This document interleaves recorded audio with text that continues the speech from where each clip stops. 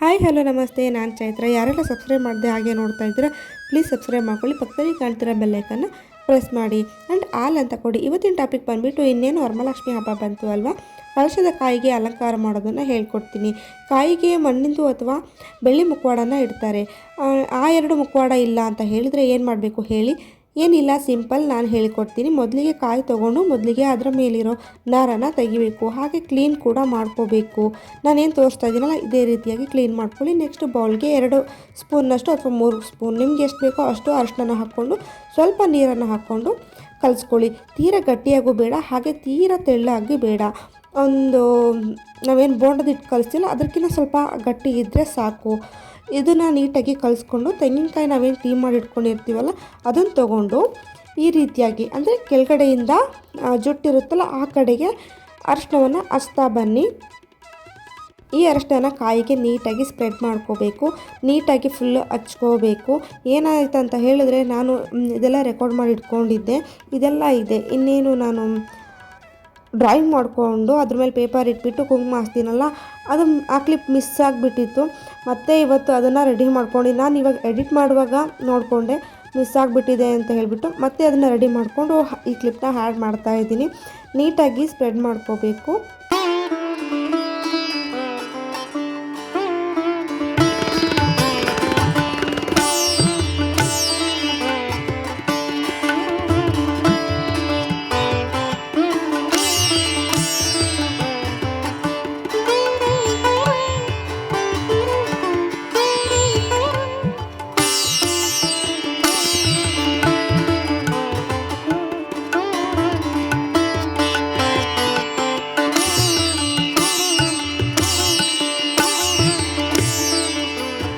Next ಒಂದು ಪೇಪರನ್ನು ತೊಗೊಂಡು ಈ ರೀತಿಯಾಗಿ ಫೋಲ್ಡ್ ಮಾಡಿಕೊಂಡು ಪೆನ್ಸಿಲಿಂದ ಬರ್ಕೋತೀರಾ ಅಥವಾ ಪೆನ್ನಿಂದ ಬರ್ಕೋತೀರಾ, ಯಾವುದರಿಂದನಾದರೂ ಬರ್ಕೊಳ್ಳಿ.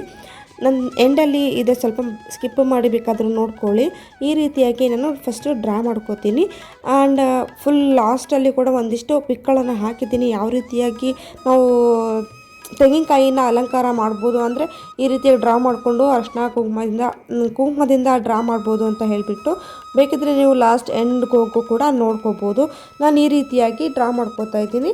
ಇದನ್ನು ಮಾಡಿಕೊಂಡು ನೆಕ್ಸ್ಟು ಕತ್ರಿಯಿಂದ ನೀಟಾಗಿ ಕಟ್ ಮಾಡ್ಕೋತಾ ಇದ್ದೀನಿ. ಅಂದರೆ ನಾನು ಡ್ರಾ ಮಾಡ್ಕೊಂಡಿದ್ದೀನಲ್ಲ ಆ ಶೇಪ್ಗೆ ಕಟ್ ಮಾಡ್ಕೋತಾ ಇದ್ದೀನಿ. ನೀವು ಇದನ್ನು ಈ ಚಿತ್ರವನ್ನು ಇನ್ನೂ ದೊಡ್ಡದಾಗಿ ಕೂಡ ಬಿಡಿಸ್ಕೋಬೋದು. ಇದನ್ನು ತೆಂಗಿನಕಾಯಿ ಮೇಲೆ ಇಟ್ಬಿಟ್ಟು ಅಲಂಕಾರ ಮಾಡಿದಾಗಲೇ ಇದು ತುಂಬ ಚೆನ್ನಾಗಿ ಕಾಣಿಸೋದು. ಅಂದರೆ ವರಮಹಾಲಕ್ಷ್ಮಿ ಹಬ್ಬದ ದಿವಸ ಅಲಂಕಾರ ಮಾಡ್ತೀವಲ್ಲ ಆ ರೀತಿಯಾಗಿ ಅಲಂಕಾರ ಮಾಡಿದ್ರೇ ತುಂಬ ಸೂಪರಾಗಿ ಕಾಣಿಸೋದು. ನಾನಿಲ್ಲಿ ಜಸ್ಟ್ ಶುಕ್ರವಾರ ಆದ್ದರಿಂದ ಅವತ್ತು ಮಾಡಿಬಿಟ್ಟು ದೇವ್ರ ಮನೇಲಿ ಪೂಜೆಗೆ ಇಟ್ಬಿಟ್ಟು ತೋರಿಸಿದ್ದೀನಿ ಅಷ್ಟೇ. ಈ ಕಾಯಿ ಇದೆಯಲ್ಲ ಅದು ಯಾವ ಕಡೆ ಸೂಟ್ ಆಗುತ್ತೆ ಅನ್ನೋದನ್ನು ನೀವು ಫಸ್ಟ್ ನೋಡ್ಕೊಳ್ಳಿ. ನಂತರ ಪೇಪರ್ ಇಟ್ಬಿಟ್ಟು ಆ ಶೇಪಲ್ಲಿ ಕಟ್ ಮಾಡಿದ್ದೀನಲ್ಲ ಅಲ್ಲಿಗೆ ಸ್ವಲ್ಪ ನೀರನ್ನು ಹಾಕಿಬಿಟ್ಟು ನೆಕ್ಸ್ಟು ಕುಂಕುಮವನ್ನು ಹಚ್ಚಿ, ಈ ಅರಿಶಿನ ಹಚ್ಚಿದಾದ್ಮೇಲೆ ನೀವು ಒಣಗೋದಕ್ಕೂ ಕೂಡ ಬಿಡ್ಬೋದು, ಹಸಿರುವಾಗ್ಲೂ ಕೂಡ ಹಚ್ಬೋದು. ನಿಮ್ಗೆ ಹೇಗೆ ಸೂಟ್ ಆಗುತ್ತೋ, ಟೈಮ್ ಇಲ್ಲ ಅಂತ ಹೇಳಿದ್ರೆ ಹಾಗೆ ಹಚ್ಕೊಳ್ಳಿ. ನೀರನ್ನು ಈ ರೀತಿಯಾಗಿ ಸ್ಪ್ರೆಡ್ ಮಾಡಿಕೊಂಡು ಅದ್ರ ಮೇಲೆ ಕುಂಕುಮವನ್ನು ಹಚ್ಕೊಳ್ಳಿ. ನನಗೆ ಈ ಕ್ಲಿಪ್ಪು ಮಿಸ್ ಆಗಿತ್ತು, ಅದಕ್ಕೆ ನಾನು ಇನ್ನೂ ಒಂದು ಸರಿ ಮಾಡಿ ತೋರಿಸಿದ್ದೀನಿ. ನೀವು ನೋಡ್ಬೋದು ಇದ್ರ ಬ್ಯಾಕಿಂದು ವೀಡಿಯೋ ಮತ್ತು ಈಗ ವಿಡಿಯೋ.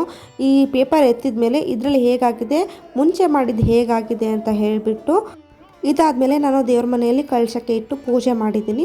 ಹೇಗೆ ಕಾಣಿಸ್ತಾ ಇದೆ ಅಂತ ನೋಡಿ.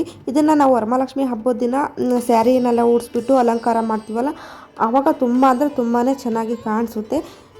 ಒಂದಿಷ್ಟು ವಿಡಿಯೋಗಳನ್ನು ಕ್ಲಿಪ್ಪನ್ನು ಹಾಕಿದ್ದೀನಿ ಯಾವ ರೀತಿಯಾಗಿ ಕಳಶಕ್ಕೆ ಇಡೋ ಕಾಯನ್ನು ಅಲಂಕಾರ ಮಾಡ್ಕೋಬೋದು, ಅಂದರೆ ಅರಿಶಿನ ಹಚ್ಬಿಟ್ಟು ಕುಂಕುಮದಿಂದ ಅಲಂಕಾರ ಮಾಡ್ಕೋಬೋದು ಅಂತ ಹೇಳಿಬಿಟ್ಟು ಸುಮಾರು ರೀತಿ ಇದೆ. ನಿಮ್ಗೆ ಯಾವ್ದು ಬೇಕೋ ಅದನ್ನು ತೊಗೊಂಡು ಚಾಯ್ಸ್ ಮಾಡಿಕೊಂಡು ಅಲಂಕಾರವನ್ನು ಮಾಡ್ಕೋಬೋದು ಅಂತ ಹೇಳ್ತಾ, ಪ್ಲೀಸ್ ಯಾರೆಲ್ಲ ಸಬ್ಸ್ಕ್ರೈಬ್ ಮಾಡಿಲ್ಲ ಅವರೆಲ್ಲ ಸಬ್ಸ್ಕ್ರೈಬ್ ಮಾಡ್ಕೊಳ್ಳಿ. ಹಾಗೆ ಪಕ್ಕದಲ್ಲಿ ಕಾಣ್ತಿರೋ ಬೆಲ್ ಐಕನ್ನ ಪ್ರೆಸ್ ಮಾಡಿ.